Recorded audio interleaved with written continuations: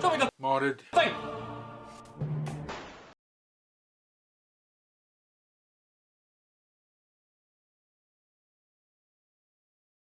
Right, g'day guys. Welcome to episode 19. As usual, deadline submissions is the 13th of the month.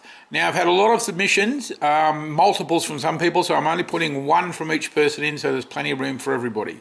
And first up, we have Trenton D with his Infamous. It has 42.5 OFP cages, Valkyrie motors, Bulldog flywheels, and a Meshel 2.0 pusher motor. But this is his Infamous, and it does look quite nice. Well done. Nice paint job. Lovely weathering. I must say I like it. Keeps a safe orange barrel on it. Looks really, really cool. Very compact and locked up together. It appears to have a Nerf laser sight or something in place of the foregrip, or maybe supposed to be the foregrip. Very good work. I like it. All right, moving on. Right, now this one is unique. This is from Neil W, and he says, what we have here is an integration of the largest Nerf dog tennis ball launcher and the rear of a Nerf Centurion. I joined and blended the two blasters together using epoxy glue and epoxy putty. Filled and sanded the hardened putty until I was happy with the appearance.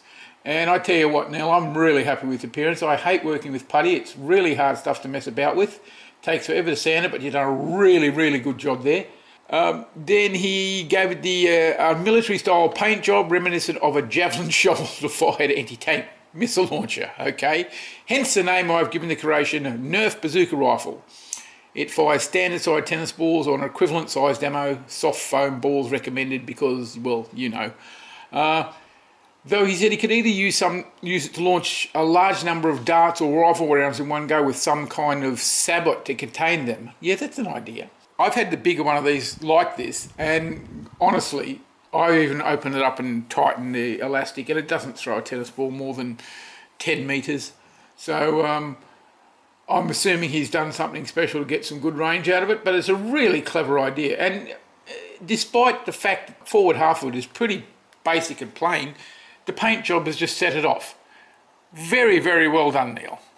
Right, next up we have one from Markus Close. You probably know him. He's a producer in Germany. He makes Nerf editions, bits and pieces. And this one here, he says, since I didn't learn to paint, a friend suggested I send you with this. It's my Nerf Trailblazer. And he was suggested it would be great if it had a meat hammer on the Trailblazer. So Markus sat down and got to work and produced this, and it's pretty cool looking. If you can't shoot the bad guys, just tenderise them to death, maybe sautéed with a little bit of mushrooms and onions. Actually, disclaimer guys, don't go around eating the bad guys unless you're a zombie or from Jacksonville, Florida. Yes, I have watched The Good Place. But this is quite a nice little neat little mod. Picture there of the kit that you get when you order it from him. Very nice work. Well done, Markus. Moving on. Okay, next we got one from John Thomas. He sent a couple, but of course I'll put one in the reserve folder for when I'm getting short. Now this is a post-apocalyptic LARP blaster. He focused on a grimy, scrap and beat up kind of look, which he's got there without doubt. It's a 3-barreled pistol. And the barrels are brass, the AR's removed, and a beefy spring upgrade. I've been calling her the Polite Rebuttal. Now, I'm wondering if the 3 barrels, somehow he's adapted a sledge fire. I'm not sure. Can't tell from the photos, but he's done a really nice job. I mean, the weathering and the rust and stuff is brilliant, especially the way he's got it by using real metal sheet just screwed over the actual body of the blaster. Even a little bit of tape wrapped around a pistol grip just lends itself to the story. It's really nicely done. Good work, John. We have one from JERRICO Digital. Now, again, he sent a few, but I'm only putting one in, and this is his Star Wars blaster pistol. The Cassian Andor pistol now belongs to my Jedi Knight, Kantar Jorville, and added the scope from a first order rifle. It looks better on the blaster anyway. Glued into place with strong DIY barge cement to keep it in place and allows me to put it in a leg holder. So it'll take lots of knocks and bumps and bruises there. And again, he's done a good job. This is obviously the Nerf Star Wars blaster that I think came in a bright reddy orange colour. I've got one somewhere. And he's cut it down and chucked the scope on it. And it looks really good. I mean, there's no getting away from it. You know, it's based on an M16, obviously. But, yeah, it still looks really good. The paintwork's very neat, tidy, impeccable. Well done, mate. Very impressed. Now, this is another Trailblazer from Christopher S. And I think he's called it Abaddon, Angel of the Abyss. There you go. It has a Fortnite S6 SH grip, stock spring for now, shell cut to expose the brass barrels, bits and gems added to the blaster as well as a handle. Fancy stuff was cut into the grip. Talented fellow. And he usually takes off the labels but decided to leave them on for a flash of colour. Fair enough. The green paint iridesces as well as glows in the dark, but not very well though. So he's done a nice, neat, clean paint job there. Very little in the way of additions and modifications. I do like the little paragraph of some sort of writing there on one side, on just below the cylinders. It actually matches with the skull above it very well. It reminds me of the Warhammer 40 universe. And the little details he's done around the place on it, bits and pieces, looks really, really good. Looks like he's used putty or cut into the plastic to put that emblem up the front, the snake circling the ankh. Unless that's on the Trailblazer already, but I don't think so. I don't think that's sort of what Nerf would do.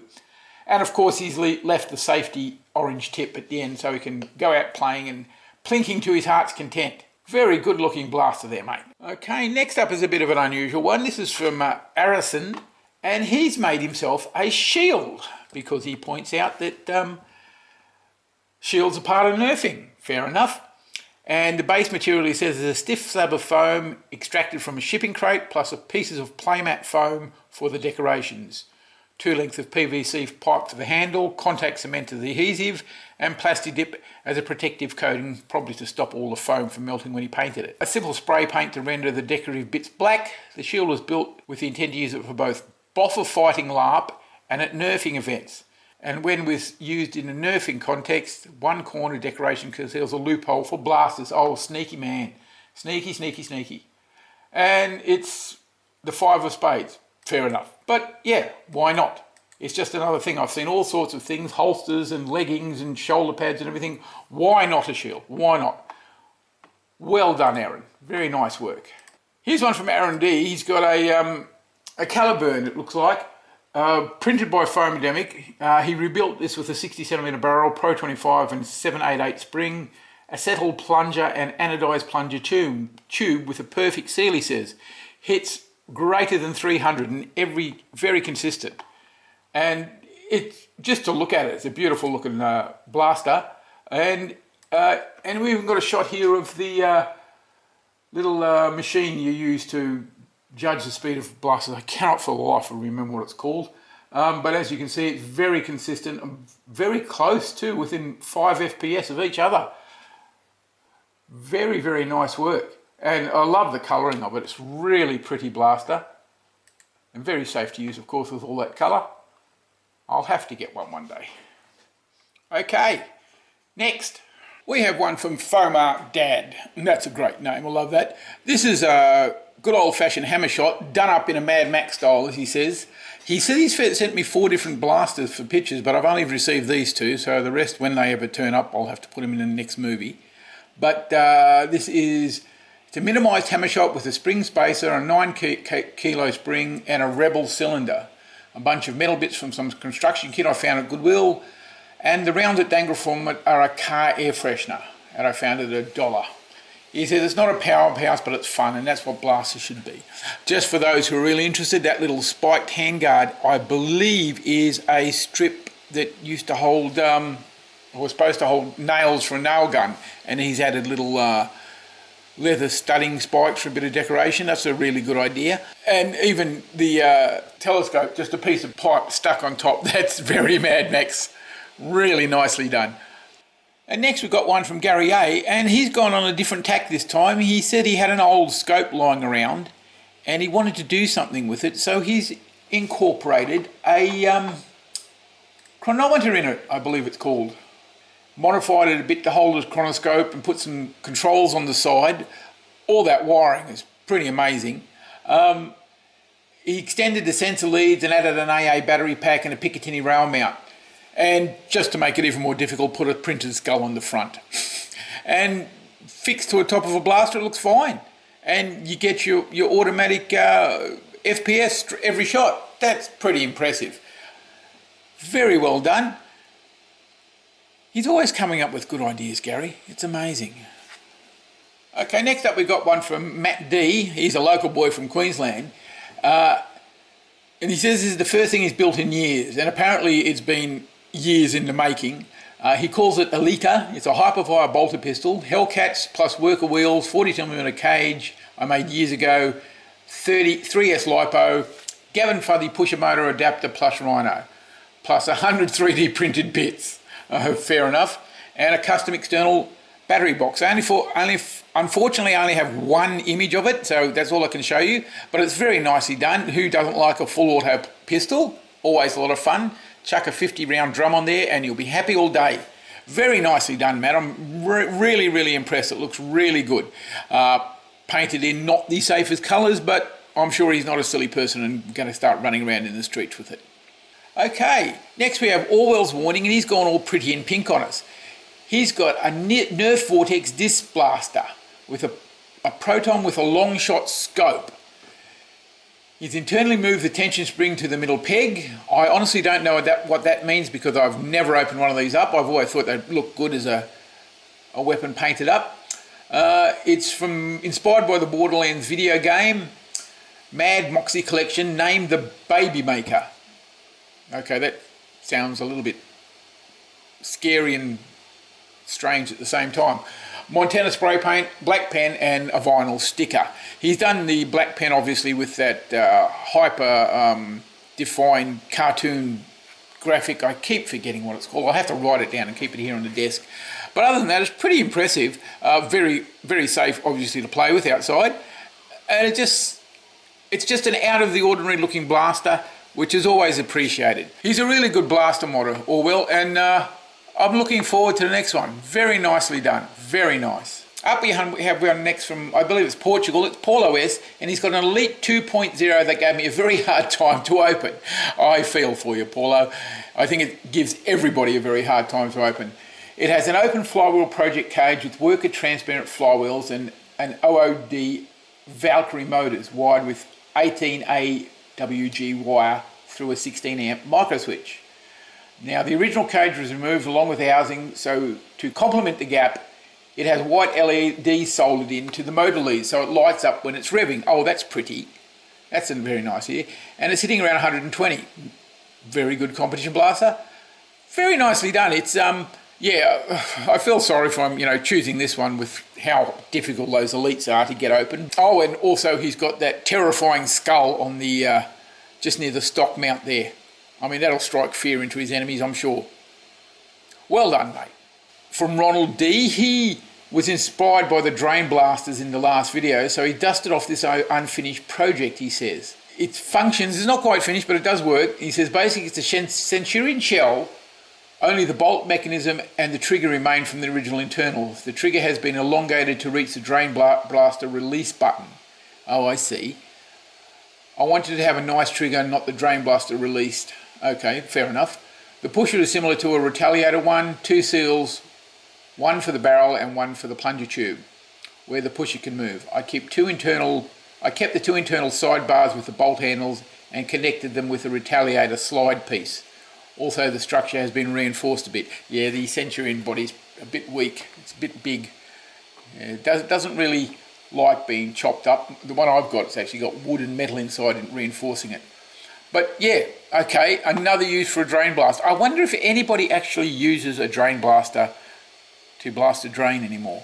They're probably all too busy in Nerf mods.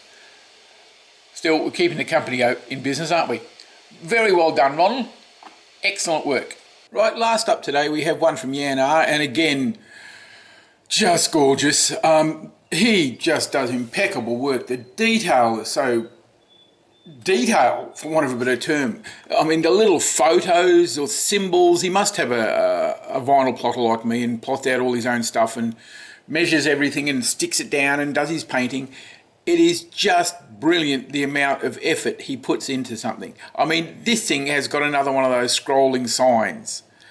I will put a link down below to the sign. You can actually see it running. This one's also a little bit risque with some of those images he's got on it. But apart from that, it's based on the Edge Runners series. Apparently it's a Japanese-Polish cartoon about cyberpunk. Pretty impressive. But his weathering and his detailing is just gorgeous. He does some really, really nice work. The funny thing about it, I've noticed that the little sign is in the battery box. So I'm assuming the battery for the whole thing is in the extended stock, which would make sense. And very clever use of space. Absolutely gorgeous work. Always impressed, always impressed. It leaves me something to aspire to. Right, guys, that's it for today's movie. As usual, no slideshow because of this competition, but so far our entries are up to 37, so your odds are really good for getting a custom painted blaster. So spread the word. One more month to go. Next month's movie deadline again, the 13th of April. Get your submissions in, or at least tell your friends who haven't done it to get their submissions in. Okay, see you next time. Bye.